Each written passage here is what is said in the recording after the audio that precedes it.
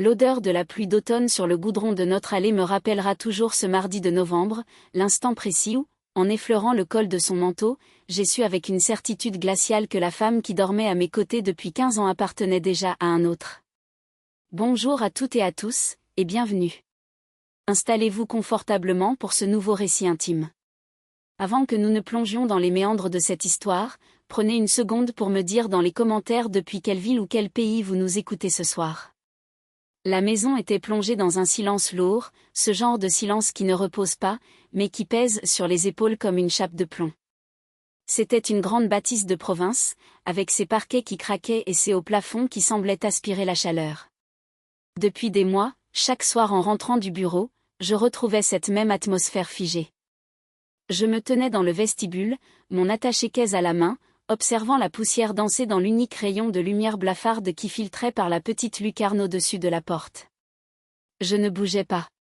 Je repoussais le moment d'avancer dans le couloir, car avancer signifiait admettre que ma vie était devenue un musée désert. Je posai lentement ma sacoche sur la petite commode en chêne. Le cuir fatigué émit un léger grincement qui résonna dans le couloir vide. Ce son, si familier, si banal, me donna soudain la nausée. Il représentait tout ce que nous étions devenus, une mécanique usée, une routine huilée par la lâcheté et l'habitude. Je fixai mes mains posées sur le bois verni de la commode. Mes jointures étaient blanches, mes doigts crispés. Je me souvenais de l'époque où ces mêmes mains s'enlaçaient aux siennes avec une urgence dévorante. Aujourd'hui, elles ne servaient qu'à payer les factures et à tourner les clés dans des serrures de porte qui ne protégeaient plus rien. En retirant mon manteau humide, le froid du tissu contre mes doigts me ramena à la réalité. Je l'accrochai au porte-manteau en fer forgé, prenant soin de le lisser, d'aligner les coutures, prolongeant ce geste insignifiant pour ne pas avoir à affronter le salon. Dans le salon, il y avait la pendule. Ce balancier hypnotique qui découpait mon existence en secondes vides. Tic. Tac. Chaque battement semblait scander le mot « rien ». Rien ne se passait. Rien ne changerait. Je fis un pas vers la cuisine. Le parquet gémit sous mon poids. Je savais exactement ce que j'allais y trouver. Une assiette couverte d'un film plastique, posée sur le comptoir en marbre froid. Un mot griffonné à la hâte sur un post-it jaune. Je connaissais la chorégraphie par cœur. Je sentais l'odeur résiduelle du détergent au citron qu'elle utilisait frénétiquement depuis quelques semaines, comme pour effacer toute trace de vie dans cette maison. Je m'approchai du comptoir. La lumière crue du néon bourdonnait légèrement au-dessus de ma tête. Je ne regardai pas tout de suite l'assiette. Je laissai mon regard errer sur les carreaux de faïence, sur le robinet en inox parfaitement essuyé. Mon esprit cherchait désespérément une anomalie, une trace de chaleur humaine, une tasse ébréchée oubliée, des miettes de pain. Mais tout était clinique. Parfait. Terrifiant de perfection. Finalement, je baissai les yeux sur le post-it. Je suis rentré tard, je dors déjà. Le rôti est au frigo. Élise. L'écriture était penchée, pressée. Le stylo avait presque transpercé le papier. Il n'y avait pas de bisous, pas de bonne nuit. Juste des faits. Des directives. Je passai le bout de mon index sur l'encre bleue, sentant le léger sillon creusé dans le papier. Ce sillon, c'était le gouffre qui s'était creusé entre nous au fil des années. Je n'ai pas touché au repas. L'idée même d'avaler quelque chose dans cette immobilité me soulevait le cœur. Je me suis appuyé contre le marbre, les bras croisés, écoutant le ronronnement sourd du réfrigérateur. Je me demandais à quel moment précis l'étincelle s'était éteinte. Était-ce après la perte de son père? Était-ce quand j'avais accepté ce poste de direction qui me dévorait 60 heures par semaine? Ou était-ce simplement l'usure lente et silencieuse, l'érosion des sentiments par l'eau stagnante de la routine? C'est en voulant jeter le post-it à la poubelle que le premier frisson de l'intrusion m'a parcouru. Le bac était presque vide, mais tout au fond, reposait une petite boîte en carton noir mat, froissée. Une boîte que je ne reconnaissais pas. Je me suis figé. Mon souffle est resté bloqué dans ma gorge. Ce n'était qu'un bout de carton, mais dans cet univers millimétré où je contrôlais les finances et où chaque achat était prévisible, cette boîte noire était un corps étranger. Je me suis penché lentement. L'air semblait s'être épaissi, rendant chacun de mes mouvements lourds et cotonneux. J'ai plongé la main dans la poubelle, mes doigts effleurant les parois froides en plastique. Quand j'ai saisi le carton, il m'a semblé brûlant. Je l'ai ramené sous la lumière du néon. C'était l'emballage d'une marque de lingerie de luxe parisienne. Une marque aux prix exorbitants, réputée pour ses créations audacieuses, sombres, presque provocantes. Élise n'achetait que du coton blanc, pratique, confortable. Je retournai la boîte entre mes mains moites. Le carton était doux, velouté. J'imaginais soudain ce que cette boîte avait contenu. De la soie. De la dentelle noire. Des lanières. Une chaleur brutale envahit ma nuque. Mon cœur s'est mis à battre contre mes côtes avec une violence inouïe. Pourquoi aurait-elle acheté cela? Et surtout, pourquoi en cacher l'emballage tout au fond de la poubelle, sous les épluchures de légumes? L'esprit humain est une machine terrifiante lorsqu'il se met à chercher des corrélations. En un quart de seconde, des dizaines de détails infimes des dernières semaines me sont revenus en mémoire comme des éclats de verre projetés au visage. Ces retours tardifs du cabinet d'architecture. Son téléphone, soudainement doté d'un nouveau code d'accès, qu'elle posait toujours face contre la table. Son regard, souvent perdu dans le vide par la fenêtre, un demi-sourire flottant sur ses lèvres comme si elle écoutait une mélodie que j'étais le seul à ne pas entendre. Je reposai la boîte sur le comptoir de marbre. Elle semblait irradier d'une aura toxique au milieu de notre cuisine immaculée. J'avais besoin d'air. J'avais besoin de comprendre, mais la terreur de trouver la vérité me paralysait. Je passai la main sur mon visage, sentant la fatigue accumulée et la sueur froide qui perlait sur mon front. J'étais un homme de chiffres, de faits, de probabilités. Et toutes les probabilités hurlaient une seule et même chose. Je montais l'escalier à pas de loup. Chaque marche qui grinçait me faisait l'effet d'une détonation. La maison dormait, mais mon esprit était un champ de bataille. En arrivant sur le palier, je m'arrêtai devant la porte de notre chambre. Elle était entr'ouverte. Je voyais la faible lueur du lampadaire de la rue filtrer à travers les persiennes, dessinant des lignes dorées sur la moquette épaisse. J'entendais sa respiration. Lente. Régulière. Mensongère. Je poussai la porte avec une lenteur calculée, millimètre par millimètre, pour ne pas éveiller les charnières. L'air de la chambre était chargé. Ce n'était plus notre odeur habituelle de lessive au savon de Marseille. Il y avait autre chose. Une note de fond, subtile mais tenace. Un parfum boisé, épicé, matiné de l'odeur âcre d'un tabac blond très fin. Ce n'était pas son parfum. Ce n'était pas le mien. C'était l'empreinte olfactive d'une présence étrangère, accrochée à ses cheveux, à sa peau. Je restai de longues minutes debout, dans l'ombre, près de la porte. Je la regardais dormir. Ses cheveux sombres étaient étalés sur l'oreiller blanc. Son épaule dénudée se soulevait doucement. Je sentis une boule de rage et de désir mêlés se former dans mon ventre. Elle était magnifique. Plus magnifique qu'elle ne l'avait été depuis des années. Son visage avait perdu cette crispation perpétuelle. Elle irradiait d'une satisfaction que je ne lui procurais plus. Je me suis approché du bord du lit. Le matelas s'est légèrement affaissé sous le poids de ma main lorsque je m'y suis appuyé. À quelques centimètres de sa tête, sur la table de nuit, reposait son smartphone. L'écran noir semblait me narguer. Je savais que si je touchais cet appareil, si je trouvais un moyen d'y entrer, ma vie d'avant s'effondrerait définitivement. Le poison du doute était déjà en moi, mais la preuve serait l'antidote fatal. Dites-moi d'ailleurs, pour ceux qui écoutent attentivement, pensez-vous qu'il vaille mieux vivre dans l'ignorance d'un mensonge pour préserver sa famille, ou faire éclater une vérité destructrice au risque de tout perdre? Réfléchissez-y, car c'est exactement le gouffre au bord duquel je me trouvais. Les jours qui suivirent furent une torture psychologique d'une intensité insoutenable. Je n'ai rien dit. J'ai joué mon rôle. Le mari fatigué, silencieux, absorbé par son travail. Mais derrière ce masque de cire, j'étais devenu un prédateur guettant sa proie dans sa propre maison. Chaque matin, en prenant mon café, j'observais ses moindres gestes. La façon dont elle se passait du brillant à lèvres en vérifiant son reflet dans le miroir du couloir. La manière dont elle lissait la jupe tailleur qu'elle avait choisie avec un soin inhabituel. Un jeudi soir, la tension a atteint un point de rupture silencieux. Elle se préparait pour un prétendu dîner de présentation de projet avec de gros investisseurs. J'étais assis dans le fauteuil club du salon, un livre ouvert sur les genoux dont je n'avais pas lu une seule ligne depuis une heure.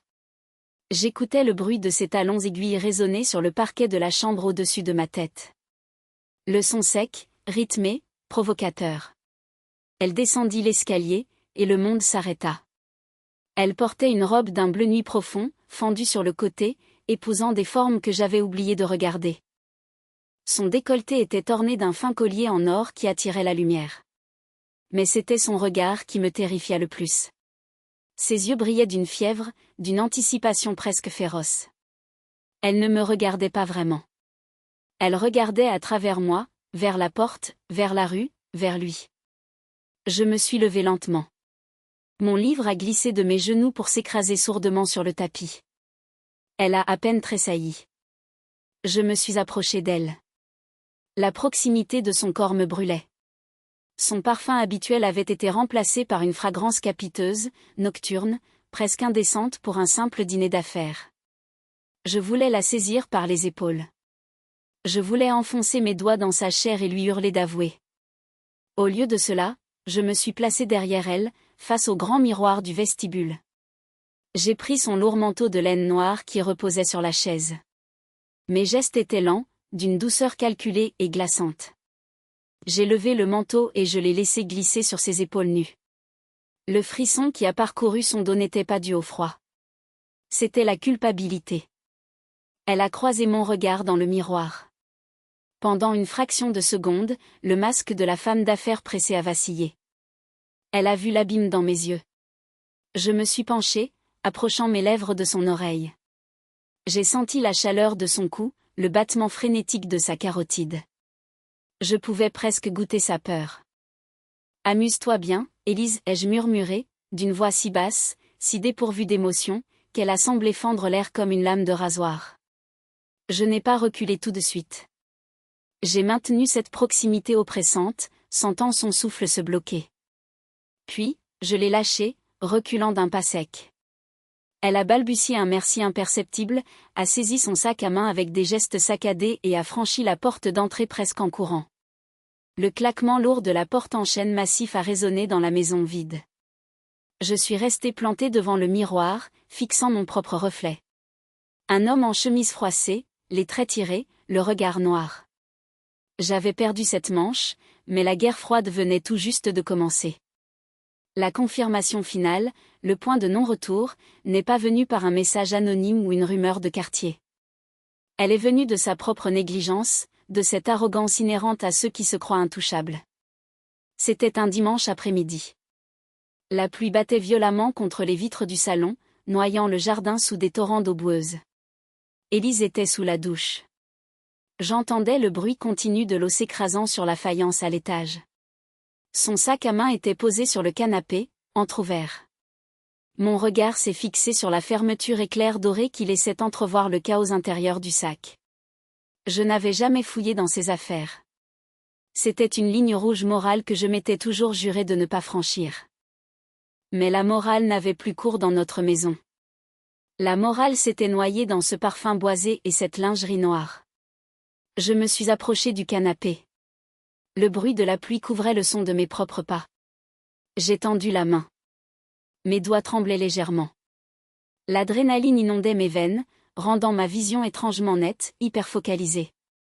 J'ai écarté les bords du sac. À l'intérieur, un enchevêtrement de reçus, de maquillage, et de clés. J'ai glissé ma main, évitant soigneusement de déplacer les objets pour ne pas laisser de traces. Mes doigts ont effleuré le cuir froid de son portefeuille. Juste à côté, coincé entre deux carnets, il y avait un petit rectangle de carton rigide. Je l'ai extrait avec la délicatesse d'un démineur. C'était la carte magnétique d'un hôtel. L'Hôtel des Cendres, un établissement de prestige à quelques kilomètres de la ville, réputé pour sa discrétion absolue. Au dos, un numéro de chambre écrit au marqueur noir, 412. Et une date. La date du fameux dîner de présentation de projet. Le sol a semblé se dérober sous mes pieds. La nausée est montée d'un coup, violente, acide. Ce n'était plus une intuition, ce n'était plus un faisceau d'indices. C'était du plastique et de l'encre. C'était la réalité physique de sa trahison. J'ai retourné la carte encore et encore, comme si les lettres allaient s'effacer, comme si je pouvais me réveiller de ce cauchemar. Mais le plastique restait dur, les bords coupants, la vérité implacable. Je n'ai pas remis la carte dans le sac. L'eau de la douche venait de s'arrêter. J'ai entendu le grincement de la porte de la salle de bain. Le moment était venu. L'air dans le salon est soudain devenu irrespirable. Je suis allé m'asseoir à la grande table de la salle à manger, celle en chêne massif où nous avions partagé tant de dîners silencieux. J'ai posé la carte magnétique exactement au centre du bois sombre, l'alignant parfaitement avec les rainures de la table. J'ai croisé les mains devant moi, le dos droit, la respiration lente et contrôlée. Je l'ai entendu descendre les escaliers. Ses pieds nus tapaient doucement sur le bois. Elle fredonnait. Ce son m'a glacé le sang. Elle fredonnait après avoir menti, après m'avoir détruit, après s'être offerte à un autre sur des draps d'hôtel payés par mon ignorance. Elle est entrée dans la pièce, vêtue d'un peignoir blanc, les cheveux mouillés enserrés dans une serviette. Elle s'est arrêtée net en me voyant assis là, dans la pénombre, tel un juge attendant son accusé. Son sourire s'est figé avant de s'effacer totalement. Elle a regardé mes mains croisées. Puis, inévitablement, son regard a glissé vers le centre de la table. Vers le petit rectangle blanc sur le bois sombre. Le silence qui a suivi n'était pas le silence pesant de notre routine. C'était le silence assourdissant d'une explosion. J'ai vu la couleur fuir son visage de manière fulgurante. Ses lèvres se sont entr'ouvertes, mais aucun son n'en est sorti. La serviette sur sa tête a semblé soudain trop lourde, elle a chancelé d'un demi-pas. Ses yeux, immenses, paniqués, ont fait le va-et-vient entre la carte et mon visage de marbre. Je n'ai pas crié. Je n'ai pas bougé. J'ai simplement laissé ce silence terrifiant l'écraser de tout son poids. Je voulais qu'elle ressente chaque seconde de l'agonie que j'avais endurée ces derniers mois. La voir ainsi, défaite, démasquée, vulnérable, m'a procuré une sensation de puissance vertigineuse, froide et sombre. C'était la fin de la soumission. La fin de l'aveuglement. Lorsqu'elle a enfin trouvé la force de parler, sa voix n'était qu'un murmure brisé, pathétique. Elle a balbutié des excuses incohérentes, parlant de solitude, de besoin d'exister, de moments d'égarement. Les larmes coulaient sur ses joues sans maquillage, creusant des sillons de misère sur ce visage que j'avais tant aimé. Mais chaque mot qu'elle prononçait s'écrasait contre le mur de glace que j'avais érigé autour de mon cœur. Je me suis levée lentement. Le frottement des pieds de la chaise sur le parquet a résonné comme un coup de tonnerre. Je me suis approchée de la table, j'ai repris la carte magnétique entre deux doigts, et je l'ai laissée tomber sur le sol, à ses pieds. Le cliquetis du plastique sur le bois a mis un point final à notre mariage. Je lui ai indiqué la porte du menton. Pas de cris, pas d'insultes. Juste la porte. Elle a compris qu'aucune négociation n'était possible. Le pacte était rompu. Elle a rassemblé quelques affaires en sanglotant bruyamment à l'étage. Je suis restée dans le salon, écoutant la pluie frapper les vitres, observant l'eau ruisseler dans l'obscurité. Lorsqu'elle a finalement franchi la porte d'entrée, traînant une valise à roulettes dans la nuit humide, je n'ai pas ressenti de triomphe. J'ai ressenti un vide abyssal, effrayant, mais pur. Aujourd'hui, la maison est vendue. Les parquets qui craquaient appartiennent à d'autres fantômes. Je vis dans un espace plus petit, plus lumineux. Le silence y est toujours présent, mais ce n'est plus un silence qui étouffe. C'est le silence apaisant d'une toile blanche avant le premier coup de pinceau. J'ai repris le contrôle de ma trajectoire. Et bien que l'hiver de la trahison ait été long et rigoureux, je sens, dans la fraîcheur du matin, que le givre commence enfin à fondre. Avant de clore cette vidéo, je vous pose cette question vertigineuse. Pensez-vous qu'on puisse un jour réellement pardonner une trahison préparée, calculée et dissimulée avec tant de soin, ou la confiance brisée est-elle, par nature, impossible à réparer? J'attends vos réponses les plus sincères dans les commentaires. À très bientôt pour une nouvelle plongée dans les ombres de l'âme humaine.